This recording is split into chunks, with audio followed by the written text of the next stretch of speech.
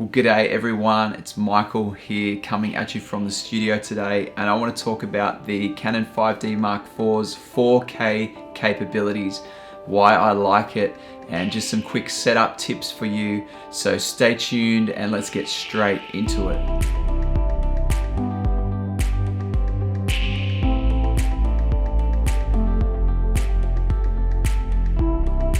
So the 5D Mark IV can shoot in 4K. Now, it's a big file size, but it's something that I like about the camera. Its 4K capability is a motion JPEG image, so it saves like large motion JPEG images. It's really close in quality to what can be captured on the Canon 1DX Mark II.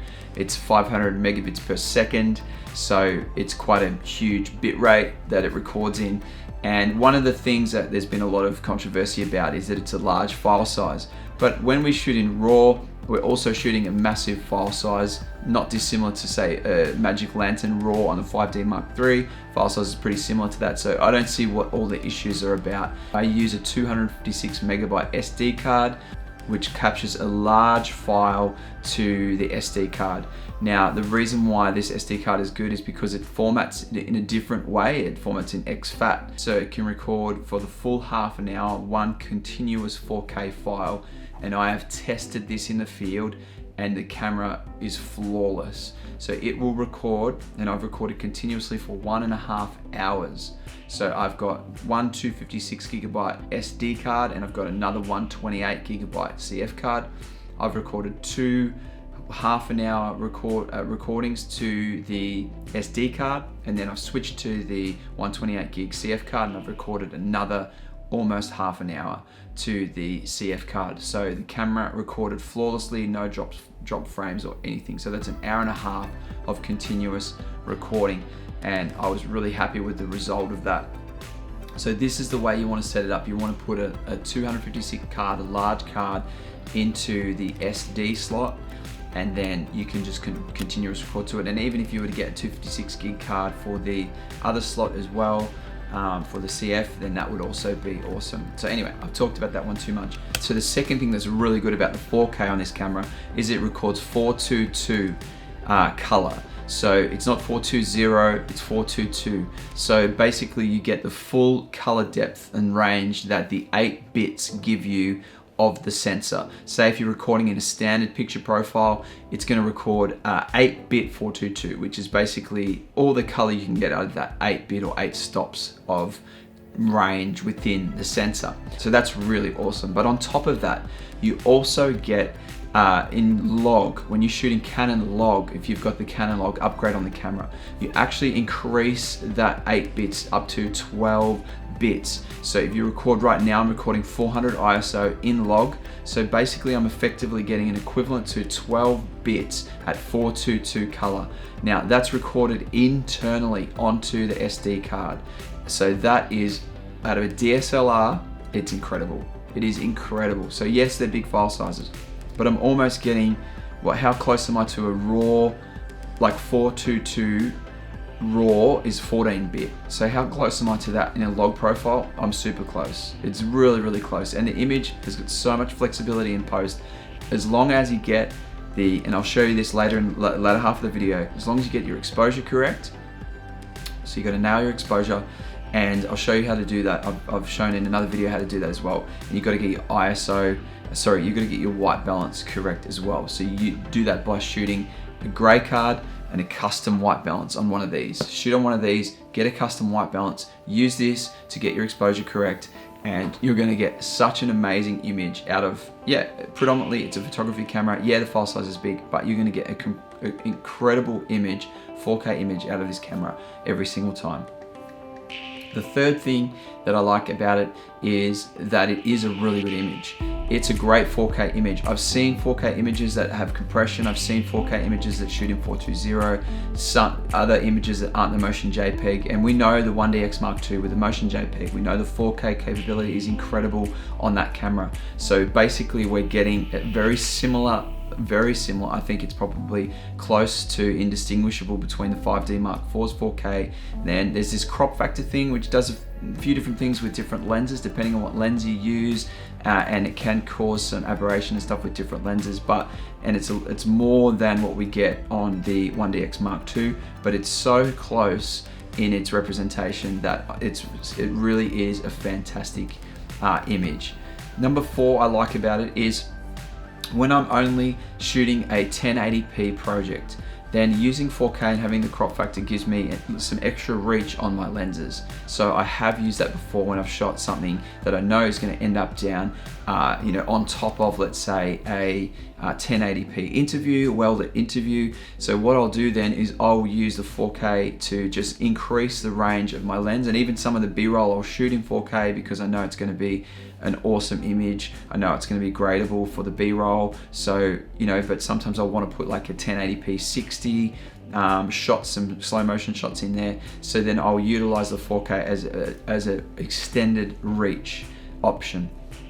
And that's really good. And the 5th thing is that I can basically effectively shoot on one lens and get 2 focal points. So I can shoot in a 4K image, like a wider shot, let's say like a shot like somewhere like here on my subject, and then I can crop in on the 4K. So I can effectively get 2 different types of shots, which keeps engagement really high in times when I'm wanting to get 2 different camera angles and I'm wanting to cut out, sort of edit cuts and make different cuts in the footage. And so I've used that extensively as well with a client of mine where I was on a 50mm lens, I was back further, and then obviously times by the focal length, that turns into equivalent, like what is it, maybe 80 or 85mm, so it looked incredible. And then I was able to crop in to a tighter shot, more like a headshot, and then have a wide shot as well that I was using for his videos. So that gave me that extra flexibility in post that I wouldn't get if I was on a 5D3. I wouldn't get if I was on a C100 Mark I or Mark II. I wouldn't get if I was on something that didn't have the capabilities of the 4K that the Canon 5D has. And so that was where I recorded on the single card, 2 half-an-hour long sessions, and then I was able to record a third half-an-hour long session onto the CF card. So yeah, it was a lot of files to deal with in post, but it ran smoothly. The motion JPEGs ran pretty smoothly on my computer, and I didn't have any problems with them at all. So quickly, just to set up this on your camera and the way that I would recommend shooting in 4K. If you want to get the flexibility for post, definitely shoot in Canon cLOG, get that upgrade for your camera. I'll put links below to where you can go and find that, where you can get that. I got mine done in Australia, so it's something that gives you, again, I said it before, but it's 422, and it's going to be about 12 stops of dynamic range.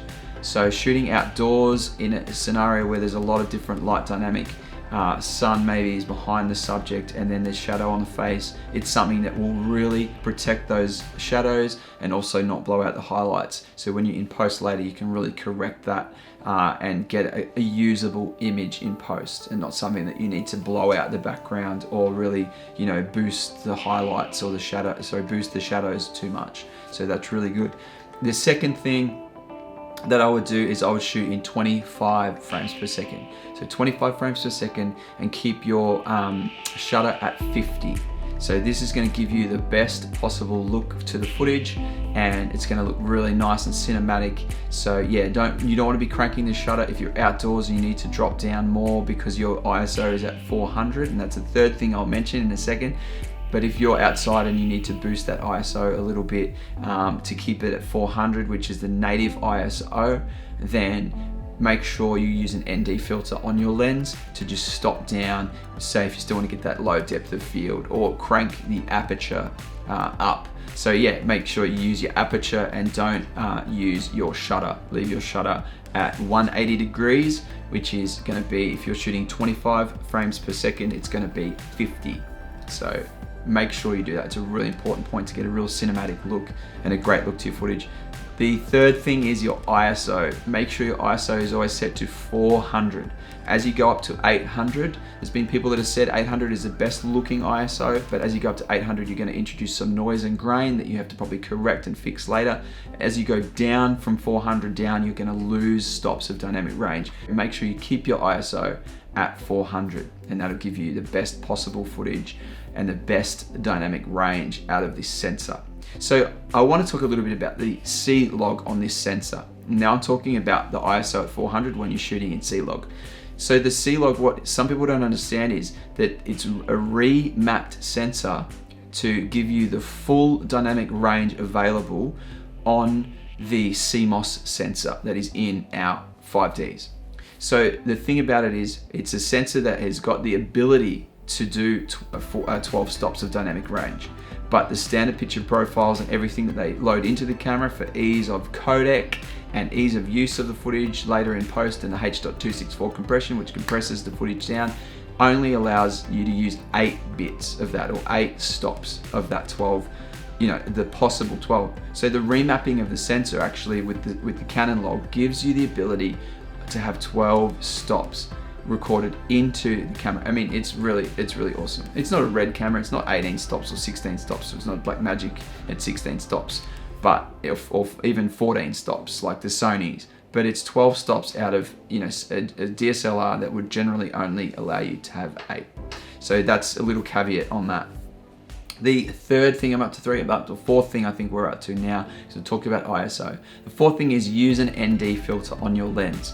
You want to get your shutter speed to be double your frame rate. So frame rate at 25, shutter at 30, and then you want to put an ND filter on to stop your lens down. Right now I'm in a scenario where I've got a light here, so I don't need to stop down with an ND filter, but if I was outside, or if I was in a scenario that had a lot of external lighting coming in on the scene, I would want to make sure that I have an ND filter on so I can stop down the light. Now, yes, a Cineline camera or a better camera, non-DSLR, non-mirrorless, has a internal ND, so something like the Canon C100 or the Sony FS5, they've got internal ND filters, which obviously help you to stop down the light without having an external thing on your lens. But I've shot with ND filters and I don't really believe that it degrades the quality very much. I actually shoot with a variable ND, which is 2 filters on top of each other. So you're shooting through 2 separate filters. But with a low depth of field, I don't think it really degrades the footage that much. And sometimes it can even give a better bloom to the skin, and it can even give a nicer look and a nicer finish, especially when someone's got blemishes and stuff like that. An ND can actually work better for an interview situation outside. So throw an ND on there, get a variable ND and pop it on there, and use that to stop down the light and get the light right. Fifth thing is make sure your exposure and your white balance is correct. So I use one of these for that. I've done a video on that, I'll link it above, but use one of these, get your white balance correct, and do a custom white balance, and I've got a video on that so I can show you as well. And also use this to get your skin exposure correct. So skin exposure is for any interviews or portrait stuff that you're doing, or sort of B-roll that you're shooting. You want to get your skin exposure correct. But anything else, you can use one of these to make sure that the mid-gray of the scene is stopped down to 40% IRE.